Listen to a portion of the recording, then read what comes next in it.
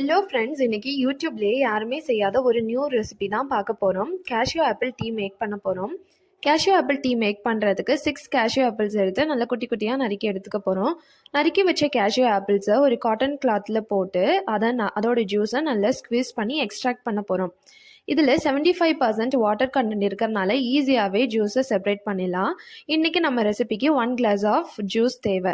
இப்போ ஒரு பேனில் 2 கிளாஸ் ஆஃப் வாட்டர் ஆட் பண்ணி கூடவே 2 ஏலக்காய், 2 கிராம்பு, ஒரு சின்ன துண்டு பட்டை, ஒரு சின்ன துண்டு அன்னாச்சி மொக்கு போட்டு கொரப்பாக இடித்து நம்ம அந்த பாய்லிங் வாட்டரில் ஆட் பண்ணிக்க போகிறோம்.